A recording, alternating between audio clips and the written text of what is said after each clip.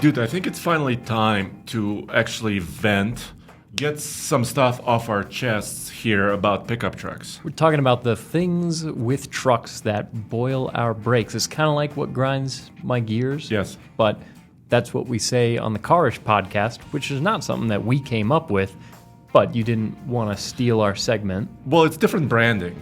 Right. Grinding gears, you can talk about that on Carish, which is great. Really boiling brakes because it's an alliteration. But also, we see a lot of semi-trucks really cooking their brakes on the, in the mountains, on the Ike Gauntlet. So I thought it was appropriate to boil some brakes here. I like it. It's a good name for a segment. So that's going to be the topic of today. But even before we get into that, Rapid Fire News. There's a little bit of news to talk about. Which is another segment that's branded, Rapid Fire. Yeah, I like it. So, producer Cole, Roman was in the mountains, actually, near the Ike Gauntlet. He was in Silverthorne and Dillon area, and he saw some pre-production prototypes testing. Yeah, some GM HD trucks testing. Big dualies pulling a lot of weight, and it's hard to tell exactly how much they're pulling because they've got, as we can see in this photo, a sizable Big Tex trailer with another dually on the back of it, as well as underneath that dually, several steel plates of unknown weight. Yeah, and we just published this video recently this week. You can check it out at alltfl.com or tfltruck.com website.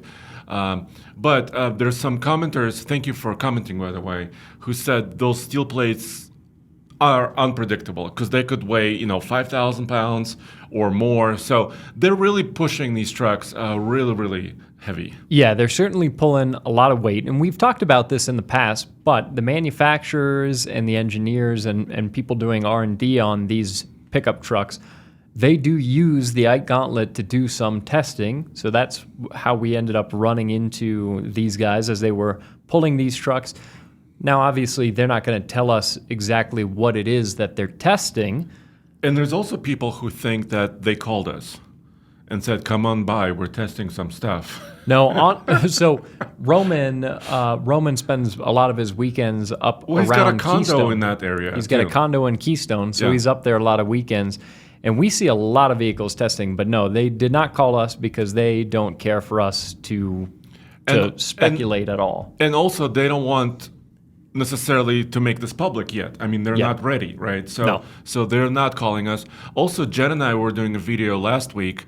We did Loveland Trials, which is our electric vehicle test, where we actually don't quite use the Ike Gauntlet highway, I-70. We go up straight over Loveland Pass. Mm-hmm. And we saw Porsche was testing there.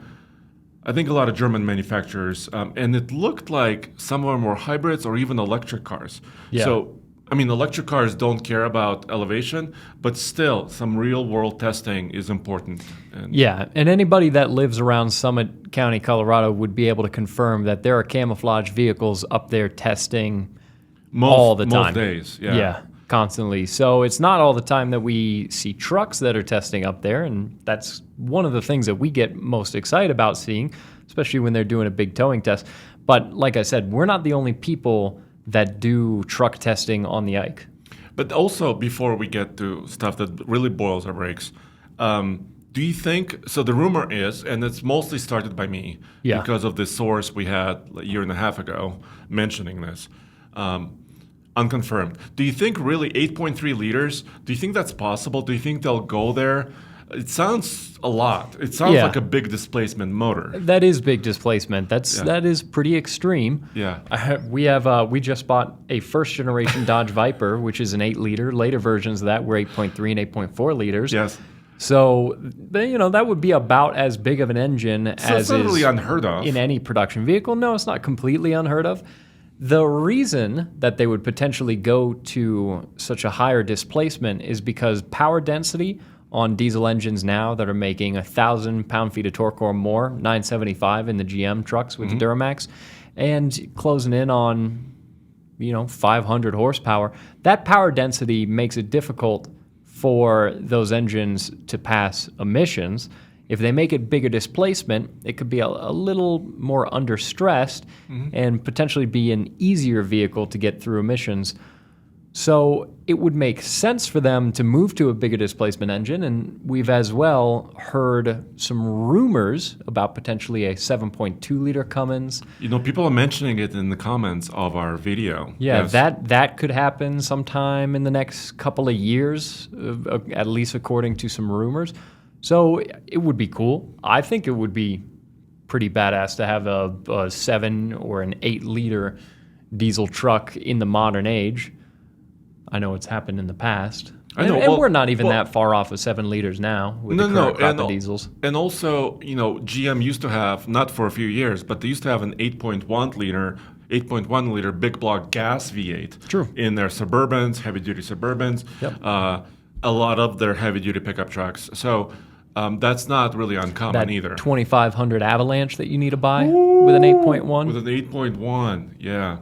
So, and of course, our friend David's favorite displacement is a 454 cubic inch, which is also pretty sizable. About a 7.5 liter. 7.5 liter type engine. So that's not unheard of. So I'm looking forward to that. It's true. So there's potential. 8.3 liters seems like a big leap up from 6.6, but I wouldn't be upset about it. Yeah, but also they don't change their engines that often. Yeah, we've talked about this on previous episodes too. I mean, it takes, and if you look at the styling of these trucks, if you show some of the fronts, for example, like of the black truck that's pulling it or this white GMC, the styling doesn't look any different really.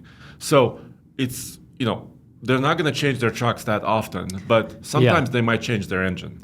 And you never know. These could be mechanically even very similar to the current crop of trucks that we already have, and they're just testing some new emission controls. Yeah. some new minor maybe components. I'm barking up the wrong tree or something like that. But it is fun to dream. That being said, I'm not sure that well, I say this, sounds like a crazy thing to say. I'm not sure that diesels need to get that much more powerful than they already are. If there is such a thing as enough power, which is debatable, these trucks probably already have it. But I have a couple points to make before we really get to stuff that really bothers us. Right. First of all, climbing the grade, 7% grade at the I-Gauntlet at high elevation, you see semi-trucks that have a lot of torque and power too, going 25 miles an hour with 80,000 pounds. These trucks that we're seeing, these spy images of, they're pulling maybe 30,000, let's say, maybe 35. We've done this also. Yeah. And you're moving at about 40 to 45 miles an hour up this mountain. It's an extreme case. Right? Yeah, it's true. a unique environment, but a lot of people do this for work. They carry heavy loads. I would want to go 60, like ideally speaking. Of course, safety is very important. You don't want to go 60 down the mountain necessarily, but I actually want to stay with traffic, be safe with a heavy load. And I think maybe that's the only case where extra power is needed. Yeah, then scratch that last point. More power is always better. Okay, but it cannot come at the expense of efficiency or reliability, right? Yeah. And this is the first point that really boils my brakes. Okay. Is reliability, and I think it boils a lot of people's brakes also out there, because, for example, people bring up the transmission. Yeah. Anytime you're talking about a high horsepower, high torque diesel truck or pickup truck, people say, well, what about the transmission? Is it going to last? Is it going to handle all that torque? Especially pulling 30, 40,000 pounds behind it. Yeah, so that's a great point. And we know how expensive those transmissions can be to repair, to rebuild. But I think those transmissions are at least understood by those specialists, right? You can actually take it, let's say it's out of warranty. You could take it to a shop, a diesel specialist. They know they can replace your torque converter. They can replace some seals. They actually know how to get you back on the road in a reasonable, without spending, a really high amount of money. But what about other components? For example, we had an issue where we dinged one of our side mirrors.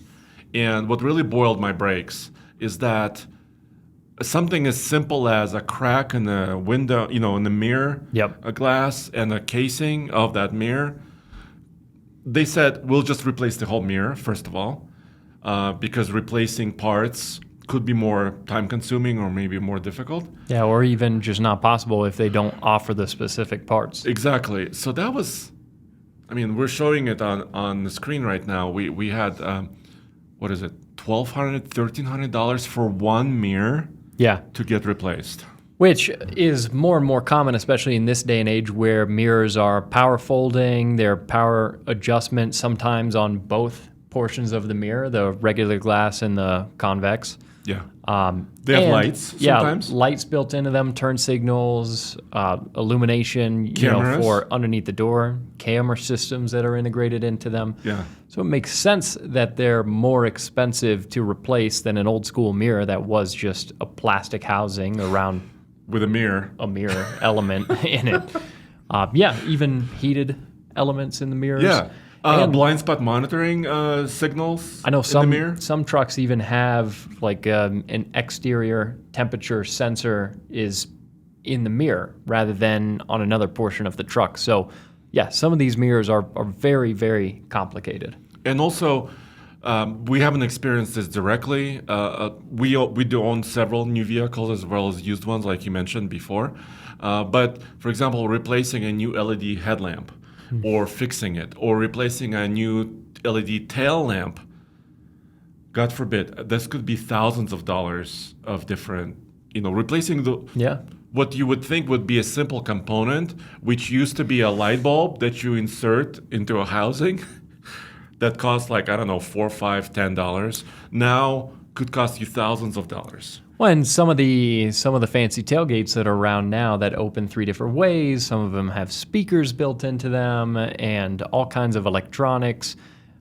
Obviously, a lot of dampened tailgates, which breaking a tailgate doesn't necessarily mean you're going to break the dampers, but some tailgates that can also power close themselves. As things get more complicated and a lot of times, admittedly, nicer to use, they are also going to be more expensive to replace. Yeah, that's kind of a bummer. Like, Cole and I, our producer Cole, were kind of talking about this in the morning. Like, actually, some older vehicles, some parts may be harder to find. Let's say if you have a truck older than 30 years and it's not a desirable classic, you might have trouble like finding a certain switch or a part. Sometimes, maybe you could 3D print something yourself if you're, so inclined, but it's not sometimes easy to replace something on a used vehicle, and also a brand new one could be very pricey. Yeah, and sometimes it takes a while to even get those parts in.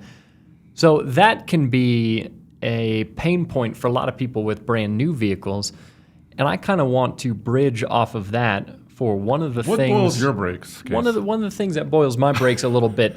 I'm as much of an enthusiast of older vehicles as at least anybody here at TFL. Tommy and I, we run the Classics channel. Yeah, you do. So I spend a good portion of my time here at work driving older vehicles. In fact, all day yesterday from 1 p.m. to about 6:30 p.m., I was driving the 1994 Dodge Viper. And I dislike you for this because I want to drive it too. I don't blame you. Spending all day in that car was genuinely a highlight of the 5+ years that I've been working here.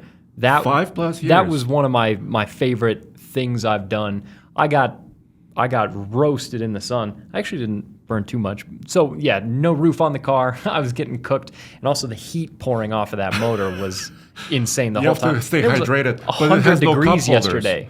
It has no cup holders. No, but it was 100 degrees yesterday, so I was cooking. But having a lot of fun driving that car because I love old school vehicles. I love classics. I have my 12-valve Cummins, same year as that Viper, 1994. And I love older trucks. I love older vehicles in general. That's what I own. And I don't regret that for a second. But one of the things that even for me at times boils my brakes is people knocking new trucks. And I get it. They're very pricey to buy. At times they feel very overcomplicated.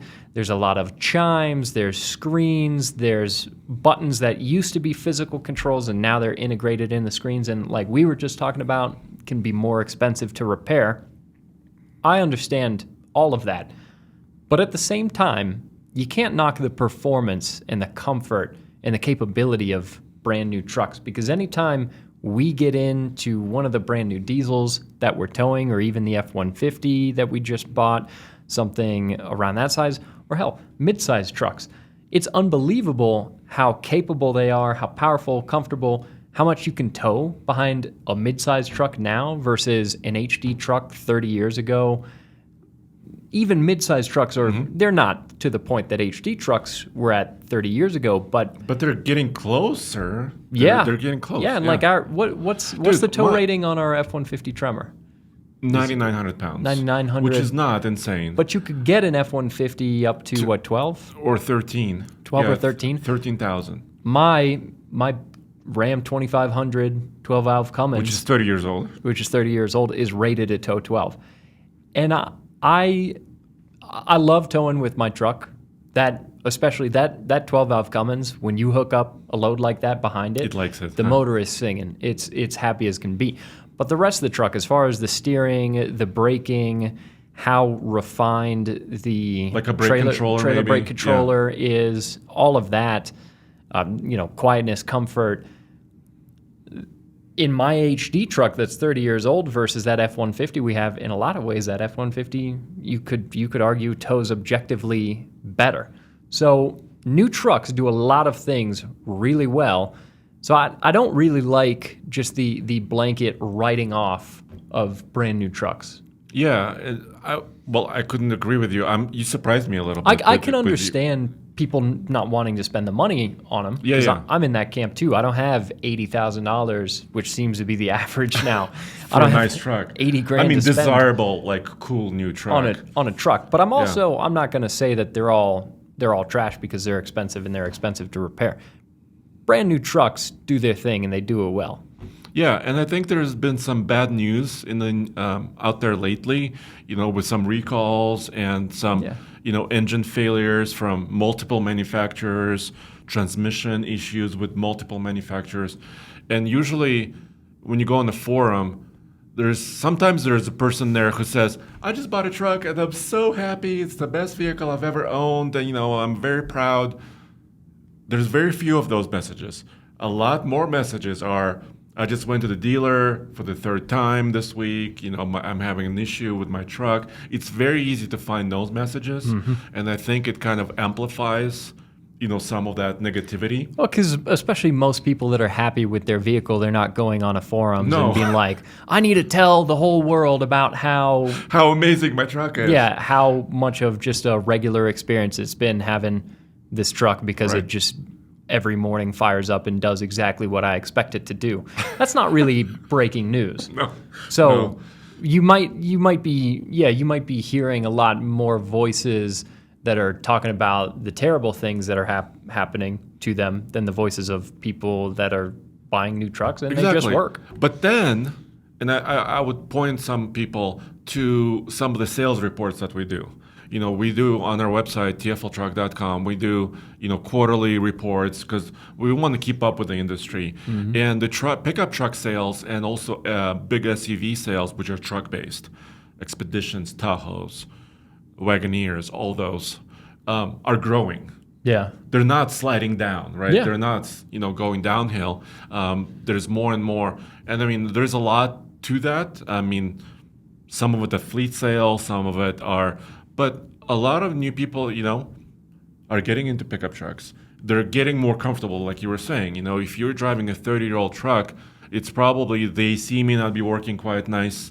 It may be hot. It's very loud sometimes. There's creaks and noises. And maybe you're working from your truck on a phone call. Let's say you're on a business call, and you don't want all those elements, bombarding you. So new trucks are actually quite popular. Yeah, and for good reason. They do a lot of things well. Again, I'm not saying that you need to go take your classic or older truck that you love and trade it out for a new one, but you can't write off new trucks completely because they do a lot of things really well.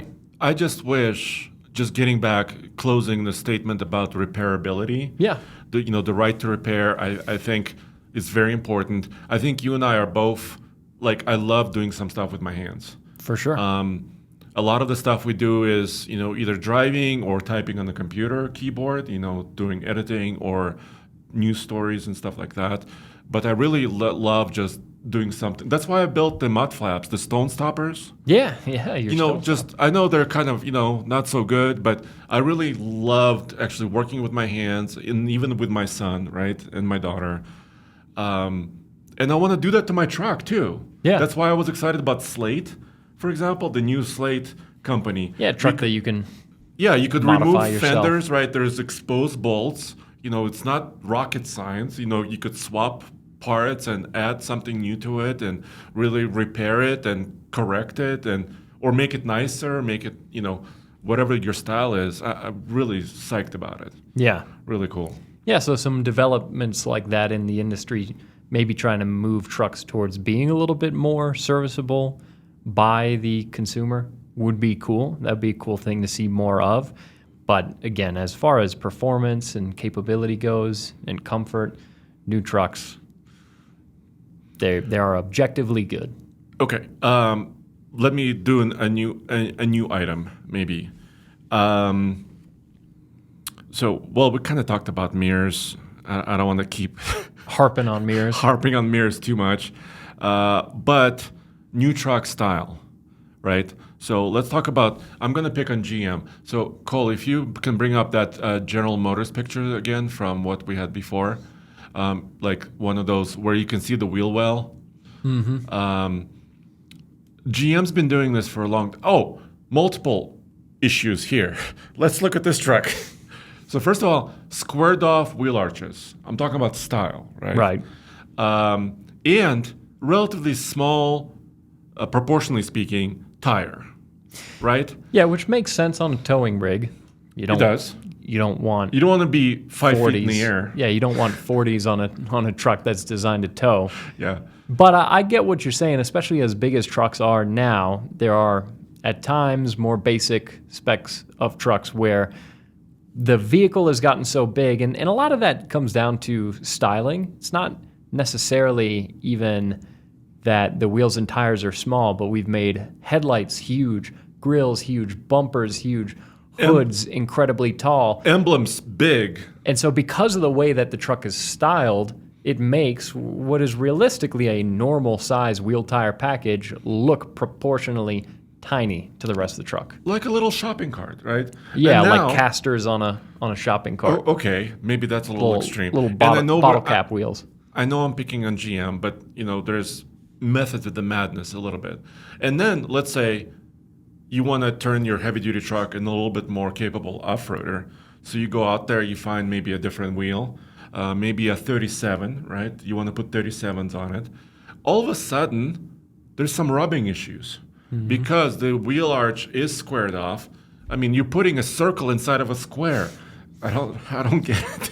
Yeah, and I can understand it. I feel like the squared off wheel arches at times create some extra wheel gap that can be unsightly versus if it were just a rounded wheel arch. The squared off wheel arches that GM does on a lot of their trucks, but right now we're kind of focusing on HD trucks a little bit. It's not my least favorite thing in the whole truck industry. It's also not my favorite.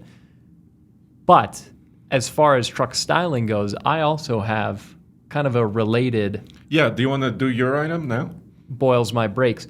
And it's visibility out the front of HD trucks. Because as time goes on, got to make the trucks look bigger and more masculine, more extreme. And now, especially... Cole, there's a truck that I think is the worst offender of this. Yeah? A recent Ram Cummins. I know. Cole, can you bring up one of the Cummins stories that we've done recently? This is what they called us. I think it's called the Sport Hood. Yeah, and it's funny because this Sport Hood is on the Rebel and on the Power Wagon, so both the off-road trims. And also it's available as an option on other trims. You can get that on other trims. But both of the off-road trims come with this hood that has an extra hood bump in the middle just for looks. There's nothing else underneath that extra hood bump. Yeah, you could kind of see it on this white heavy-duty Rebel truck. And also, by the way, the Chevy Silverado also have kind of, actually a functional hood scoop, but also kind of a bulge and a tall hood that's quite difficult to look over. And Ford does as well. Every HD truck is, I think, much more difficult to look down out of the front of than they used to be back in the day. And a lot of the time, that's not a huge deal. It's not like it's a big enough hood bulge to typically make a car in front of you disappear out of your line of sight. But if you are navigating either a rough road, a fire road, or an actual off-road trail, you see almost nothing that you're trying to drive over. The hood blocks the obstacles on a trail in front of you. I would say like 15 feet. Yeah, maybe 15, more. 15, 20 feet, depends on the truck a little bit. And by the time you're actually rolling over these things on the trail, it was so long ago that was visible from over top of your hood that you don't know where it is. You don't remember exactly what it is that you're about to roll over. So if you don't have a front camera system, which I don't really like to be dependent on, and some of these trucks just don't have it, period. Unless you have a front camera system, which also, even if you do have, flattens everything out, they're just bad on trails. And look, I get it. HD trucks are not meant to be off-roaders. I know But that's the image they project. Yeah, we've got some rugged trims, which I appreciate, because sometimes we need to tow on some pretty rough roads. So having a locker, having a slightly more aggressive tire, and a bit of extra clearance helps us out sometimes, even when we're not trying to go hit a trail. We take these trucks in Moab to see what their limitations are. But for just general usability, visibility out of the front of modern HD trucks especially has just gotten so bad. Yeah, and I think it's kind of evident whenever we do an off-road video, because usually we're driving and we're speaking to the camera, or we're speaking to whoever is presenting with us, right? And sometimes I have to stop speaking because I need to remember what's in front of me. And then actually, as you're moving on the trail, you have to pick a line, especially on a difficult trail like Red Cone, or some others that we sometimes go on. You have to actually focus. I mean, you have to be really involved in driving instead of maybe talking, maybe observing some scenery, and stuff like that. It seems like the visibility out of the front of these trucks has not been prioritized whatsoever. No, but it's also in everyday driving. Let's say you're coming out of an alley, maybe a narrow street, maybe it's an intersection. Also, sideways visibility can be blocked by those big towing mirrors, right? Especially in the GM, maybe. Yeah. And you need the towing mirrors when you've got a wide trailer behind you. So at least there's some function that's being traded there. Yeah. But out at the front end, these tall grills, tall hoods, that's mostly just styling. Yeah, because if you open them, well, maybe on some of the diesels, those engine bays are full. Yeah. And the other consideration that I remember talking to Rod Romaine when he was a Ram Cummins engineer for their diesel pickup trucks. I remember him talking about how big the radiator has to be in order to, comply with all the towing, cooling needs and all the heavy horsepower and torque. Does it need to be 5 feet tall? According to Rod, yes. Well, actually wide. The width of it matters. Sure. So that's why you see those wide grills, right? Especially on GM. You could see how wide that front end is, and the headlamps are, really on the side. Yeah. Because the engineer wants to make the radiator as big as a billboard, and then the designer wants to somehow accommodate it into the styling. And the two are kind of fighting each other a little bit. Now, again, stuff like this is not the end of the world. It's not my favorite thing. But like I said, I still really like new trucks a lot. So just because the visibility out the front end of a lot of modern HD trucks is poor doesn't mean I dislike them at all. But it's one of those things that I don't really want to see any element of a truck get worse over time. Yeah. How about this? Here's a solution that all manufacturers can use. Do cab overs. Right? That would be extreme. It's very easy. Just look at a lot of the failed manufacturers out there. Canoe had a cab over design. True, and that took them really far. Didn't work out. Tello truck is a miniature little pickup with not a lot of hood area. That's true. So I think there's something there, because if you're driving in the city a lot and you don't need a lot of the towing capability, I would say get a smaller vehicle also. Yeah. I don't know if you need to make it a cab over, but if you're going to make an off-road trim of an HD truck, why put an extra completely non-functional hood bulge? Yeah, Ram, we're looking at you. Yeah, that's specifically a shot across the bow at Ram. Yeah, we're looking at you. I know it's cool from the outside, from the inside. Sure, it's cool until you figure out it doesn't do anything, and then you get behind the seat and you think, oh, cool, there's an extra... Oh, and another thing that it does, sometimes it reflects sunlight directly into your eyeball. Yeah. Right off that hood. Right comes in directly into your eye. Yeah, could be better. All right, that boils our brakes pretty heavily. Yeah, I'd say so. So another item that's kind of boiling my brakes, and we talked about styling. Actually, this doesn't quite boil my brakes. It gets them warm. Okay. Is people love off-road trims. We're talking about this now. Cole, can you pull up my Tundra really quick? TRD Pro. The TRD Pro. Cool off-road trim, right? Sure. I bought an older model with a V8. People usually, I've never heard this in some of the reviews or long-term updates from a lot of other channels and outlets, is shocks, which are very fancy.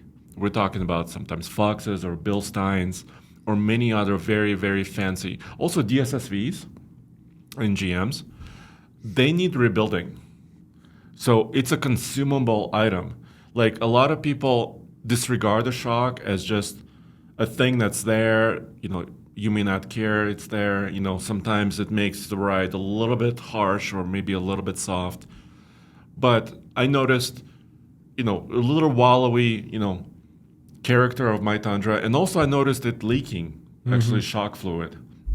So, and it's expensive to rebuild them. And you sometimes have to do them often, every 50,000 miles sometimes for some of them. It depends on how you're using the truck. If you're doing a lot of washboard desert running. Yeah, it could be every year. You're going to go through those seals quicker. Yeah.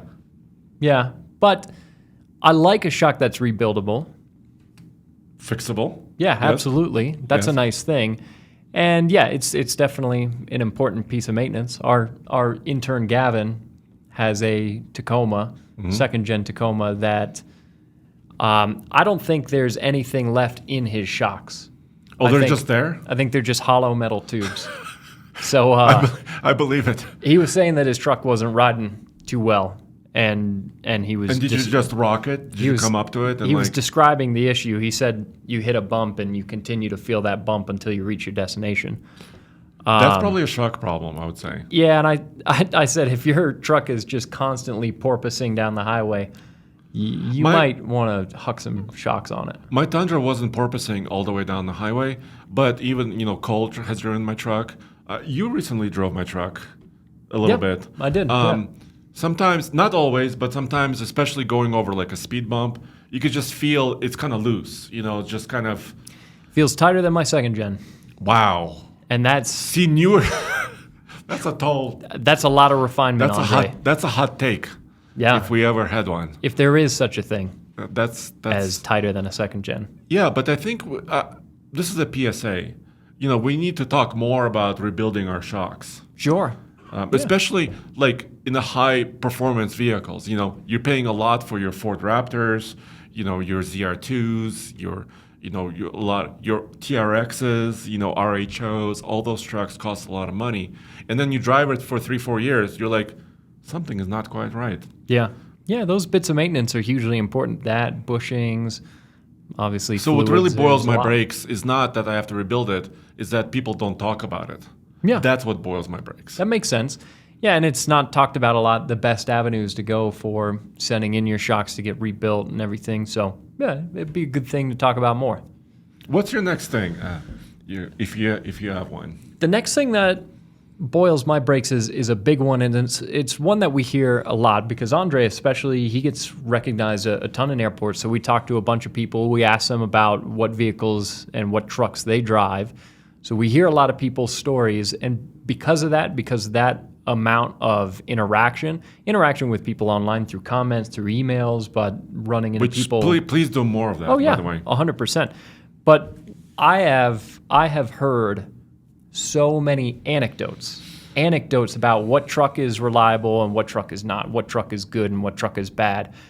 And somebody will walk up and they'll say, I had 7 F-150s and they all needed their motors replaced before they had 10 miles on the odometer. And I think, man, that's a bummer. Slight over-exaggeration, maybe. Yeah, it's just I could find somebody out there that's got an anecdote to tell you how much of either a piece of garbage or a high mileage hero just about any truck is. Statistically, there are trucks or engines or parts that break more often than others. But a lot of people will have one experience, or their coworkers, fiancés, in-laws, cousins, brothers, uncle. I think I know that person. They've got a truck that failed, and so I'm never going to buy one of these. Fair enough. If you have a bad experience with a particular vehicle, I wouldn't, nor should anybody, expect you to go out and do it again. But to write off vehicles completely based on an anecdote because you know somebody or heard about somebody that had this or that issue, I don't think it's as good of information as a lot of times people treat it. Because again, I could find somebody out there who sent us an email telling, if you say I had one of these trucks and it broke and it was a hunk of garbage, and I had this truck and it's never put a foot wrong in 1.4 million miles. I could find someone who had one of your 1.4 million mile trucks at 10,000 miles that needed a new transmission, and they would never buy anything from that brand again. So people's anecdotes of like their specific experiences, it's not gospel.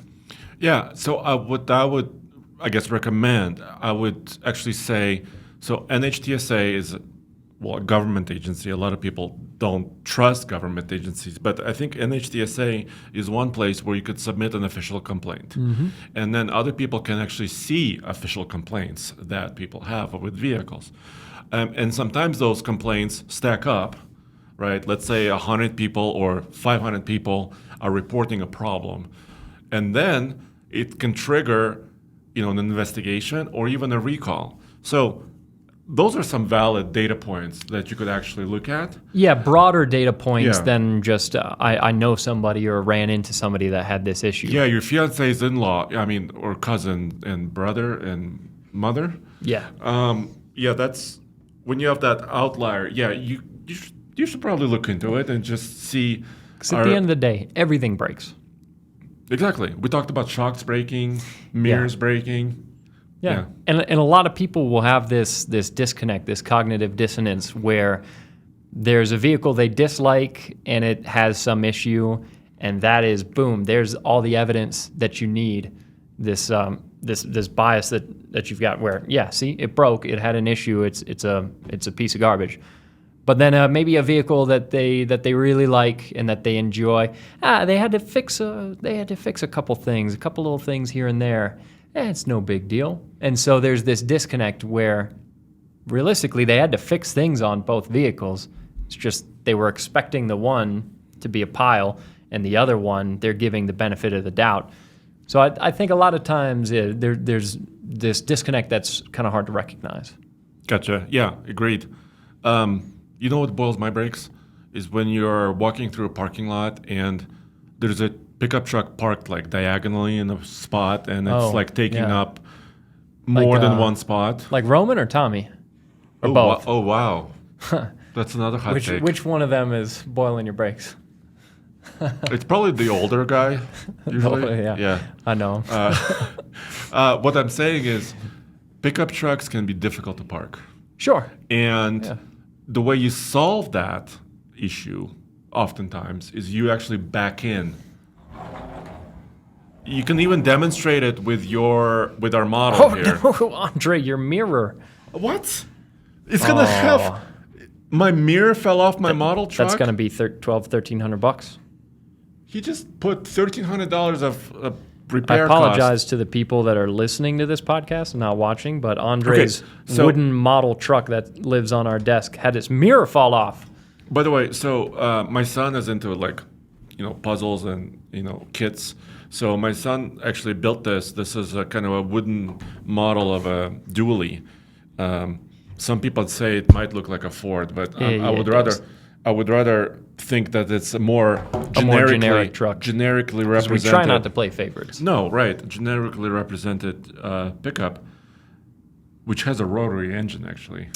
Yeah. It would be a hard thing to see, but it's got this little wind-up spring that's under the hood. And so it actually it has a little spring power. Spins around, so it kind of looks like a rotary. Yeah, it has a rotary. Dorito-shaped. But and so you don't like it when Roman and Tommy pull trucks forward into spaces at the office. Because it's hard to park it actually straight up, right? Because a lot of trucks, let's face it, they're long. I mean, heavy-duty trucks have wheelbases long and wide. Over 160 inches. Most of them are 160, some are longer. It's really difficult. If you don't have four-wheel steering, which is a high-end, unique feature that exists on some new electric trucks, for example. Yeah, and some old quadra-steer trucks. If Mr. Truck was here, he would tell you everything about quadra-steer. Without those features, it's really hard to park. Right? Well, especially, too, because if there's another row of cars or a building immediately behind the spaces that you're pulling forward into, especially in an HD truck as wide as it is, it's difficult to get out of that space after you've pulled forward into it, because if there's a car immediately on either side of you, you basically got to wait until you're out of the space to start swinging the front end. Yeah. Because otherwise you're just going to swing it into the car parked immediately next to you.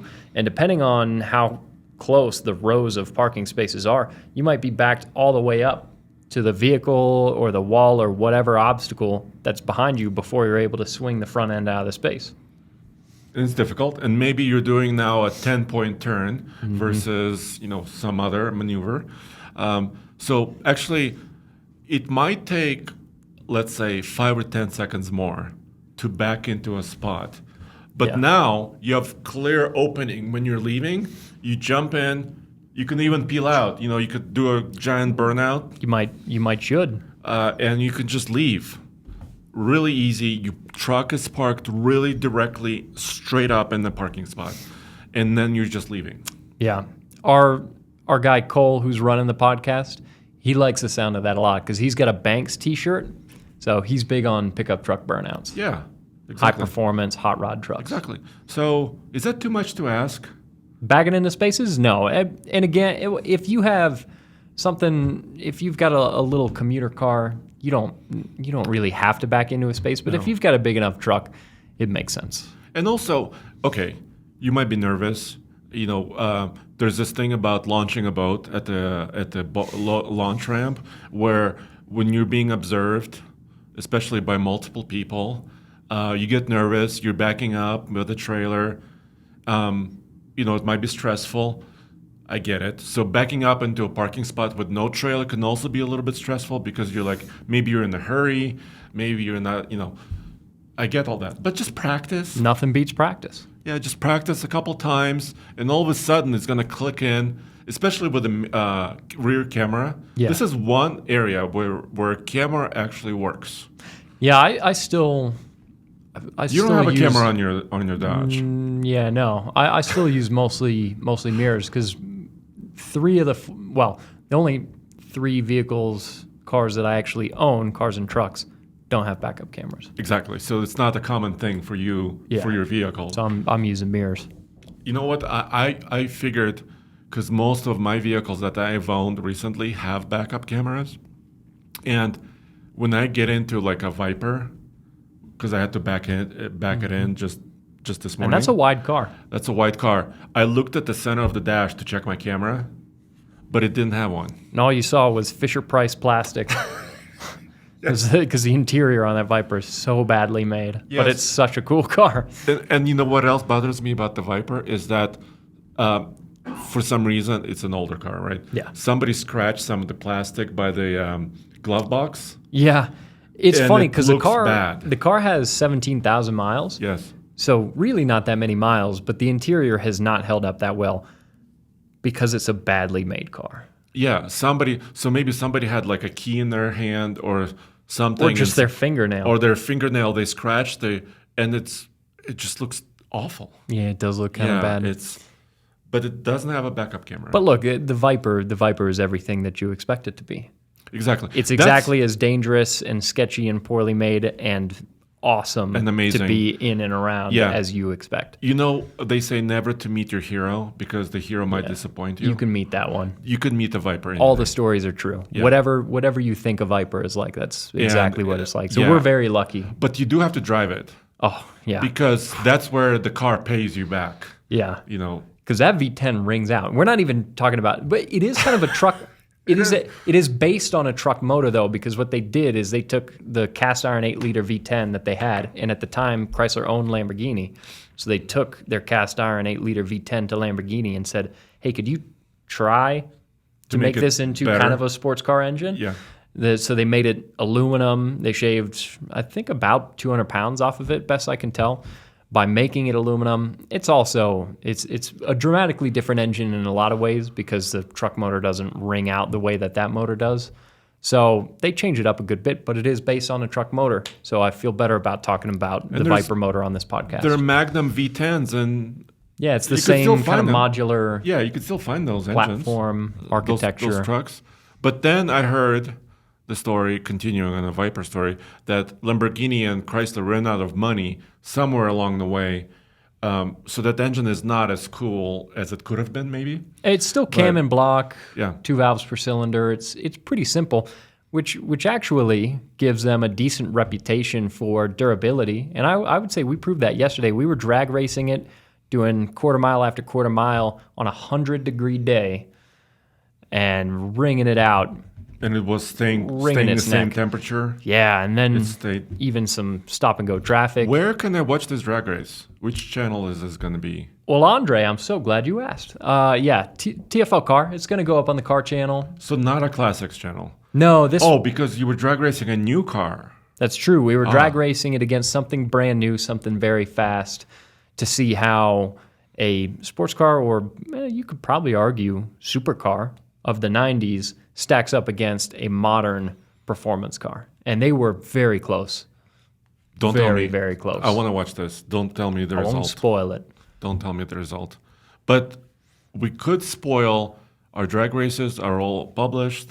Mm-hmm. The GM 6.2 did win our towing test for drag racing. Yeah, we did some quarter-mile drag races. A lot of people might have seen we did quarter-mile drag races with HD trucks pulling some pretty hefty trailers, at least for drag racing's sake. And then we did something even heavier with half-tons. Yeah, so we went and did it again with an F-150, a Ram 1500, and a Silverado 1500, all V8-powered trucks. For the Silverado, we did a 6.2 because if you're going to be drag racing, it just makes sense to have the more powerful V8. So that was the winner of the day. The Ford beat the Ram, but not by much. Look at my expression on my face. Oh, my God. Well, you were very focused. Yeah. Very, very focused. But that was a fun race. The Ram and the Ford. On my face, I'm like sweating. What is wrong with me? Yeah, the Ram and the Ford were very much neck and neck. The Ram, both with a trailer and without, took off a little better than the F-150, but the F-150, edged it out at the end. Yeah, the F-150, and I think it surprised a lot of people, also our viewers were surprised, is that the F-150 is 5-liter. It actually likes revving. Yeah. It's really happy at 100%. the high revs, and it goes up there like 6,000 RPM. It just hangs. Sometimes it just likes to hang out. But that Chevy beat the Ford pretty handily by a decent margin. Yeah. So we got to do some more trailer drag racing. The plan is to do even more of that in the future because it seems to resonate with people, and it is fun. It's entertaining to do. Yeah, it's a good weekend video. Yeah, to just peruse and check out. Does it really matter how many tenths of a second one truck is versus another accelerating with a trailer? You could argue no, but we're childish and we have trucks and we have access to a runway. So but I think it points to one of the things that boils your brakes. Yeah. So can we segue there? Yeah. So another one of the things that boils my brakes a little bit. It's kind of similar to anecdotes. A lot of times it's based on anecdotes, but it's particular brand warship where people say, as if this were definitive, written in stone, and everyone else is just, has the wool over their eyes, that one brand is the only brand you should ever buy from. And this applies a lot to pickup trucks, because people are very much this way about their trucks. Mm-hmm. But it happens in other vehicles too. I've noticed it in the 4x4 community as well. I won't point fingers.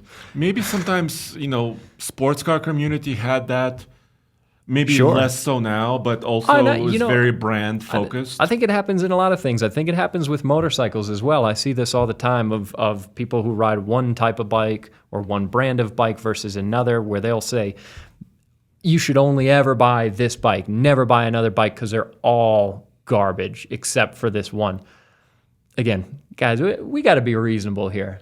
There's pros and cons with every vehicle, and as much as I would love to say, in all the trucks that we've tested, towed with, gone off-road with, gone cross-country with, done MPG runs, had for long-term, years at a time, had to make repairs on, have had things break with, there's no set in stone, these are the good ones, and these are the bad ones. There's pros and cons with all of them.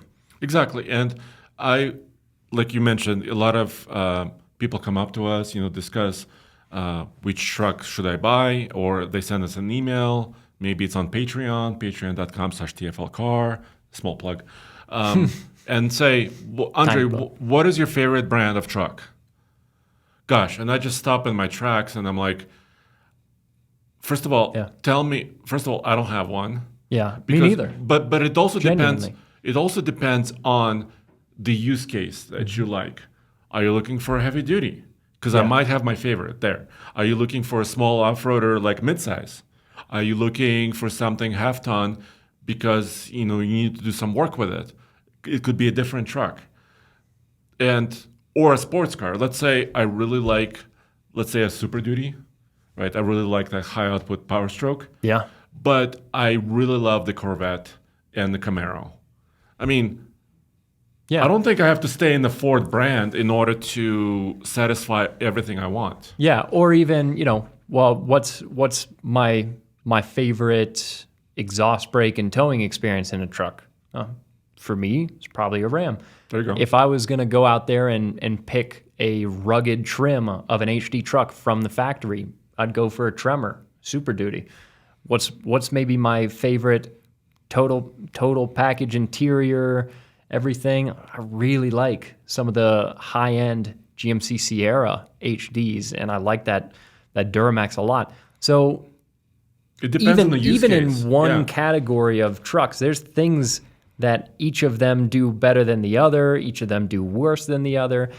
And again, same thing as far as reliability. Like, I've got a Ram, and I've seen millions of comments about how terrible my Ram is. But then again, you look at recalls that have happened this year, and Ford is working towards 90 number one in recalls. 90 recalls this year. So look, they all have their stumbling blocks. They've all got those categories where they excel. No, and I understand. If we're being reasonable. Yeah, a lot of it also comes like, my parents drove this. Sure. So I love the same thing. Or maybe my folks drove that, but I want to be different from my parents, and I want to choose the other brand. There's a lot of like tribal type stuff happen, and that's fine. Yeah. That's totally. And it's just totally cool. Which truck do you like enough to forgive the things that it does poorly? Because all of them do something poorly. It doesn't matter. You should still go out and buy the truck, the brand, whatever that you like, that you feel attached to, the one that you're going to be happiest in. That's all that matters at the end of the day. Exactly. But to tell people that, are you kidding me? You're going to buy a vehicle from this brand? That's a terrible idea. You're going to be stranded on the side of the road every 30 minutes. Probably not. It's like, the Tacoma is the most, popular midsize truck. Mm-hmm.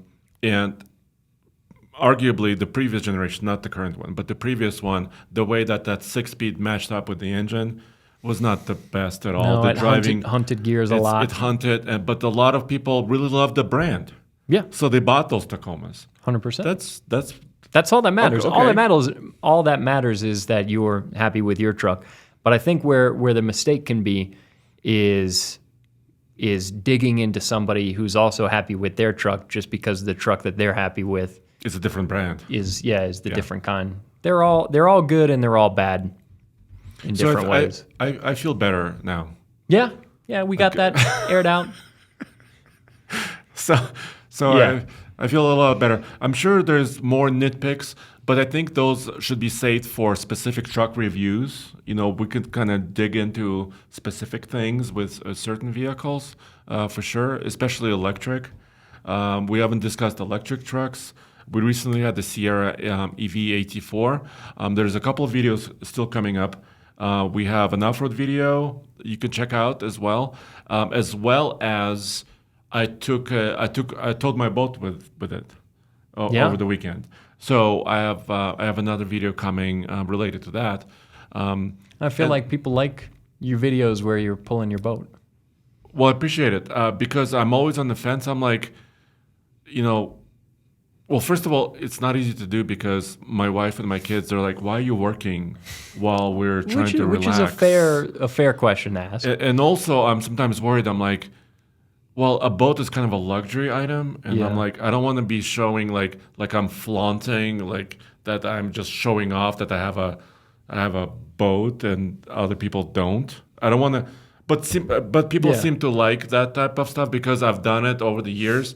And you can kind of compare the one experience with one truck versus another truck. Yeah. So. You're also, it would be fair to accuse you of being a workaholic. So, Andre is filming all the time, which is respectable. Even on my vacation days. Yeah. But you've also filmed on vacation days. I have several especially times. from like Florida, your trips on Florida, in Florida and some other places. Yeah, to go visit family. That's what we like. Yeah, especially my dad's got some cool machines that I like to highlight every now and then. So that's more for him than for me. But dude, your video with your dad's RV bus, that was probably one of the coolest ones. One of the most popular, I think. On the Classics channel, right? Yeah, one of the top 5 most popular videos that we've done on the Classics channel was a video that I shot with him. He's got a 1949 RV from a company called Flexible. It's the 5th most popular video we've done on Classics, and it's a really cool bus. It's very streamlined shape, so it looks cool. It's got a Detroit diesel, supercharged, 2-stroke. I think it's maybe twin It has charged, its own face and character. Yeah, This bus is something else. It's a super cool machine. Sounds pretty cool at Detroit diesel. So, dude, how cool is the brand name? Flexible. Yeah, they got that name because one of the initial things, from what I remember, that they designed and engineered and sold was a motorcycle sidecar combination that could actually lean and pivot a little bit. But they made several other vehicles. They made these intercity buses. They also did, I think, some ambulances and maybe even hearses, if I remember right. It was a company based out of Ohio. But yeah, it's a really, really cool bus. So that was a video worth shooting because he poured over decades a ton of time and energy into that bus. And I'm sure a few dollar bills were spent. Honestly, not as much as people would expect because I saw some of those comments about this bus. People saying, you have $1 million in it. Millions of dollars to spend on it. I don't think he's more than $60,000 into that bus. He also built it almost 20 years ago, so things were a little cheaper then. But the bus itself was very cheap to buy because it was pretty rough. Gutted the interior, did a lot of the interior himself. Had the bus painted, put an older Detroit diesel that he picked up for not that much money in it. So it's not an insane high dollar build, but it is an exceptionally cool machine. So, and also, the engine is in the back. It's a pusher. It's a pusher. And whenever I drive a pusher, not many times I've driven one, but you're actually driving and you're not hearing the engine. Because the engine is like 20 or 30 feet behind you. This one, being that old Detroit, it makes enough noise. You hear it a bit. It's not loud from where you're sitting, but it makes You could noise. still sense the engine, that it's still there. For sure. Yeah. All right, so there's a lot of cool videos you guys could check out and cool stories. So really appreciate it. Let us know what boils your brakes, because I'm sure we didn't touch on a lot of different things. No, and maybe the things that boil our brakes is boiling your brakes. Yeah, let us know. Let us know. By the way, you never want to boil your brakes. Please don't. Try to avoid it. Please don't. Yeah. Yeah. All right. Thanks for joining us, and we'll see you next time.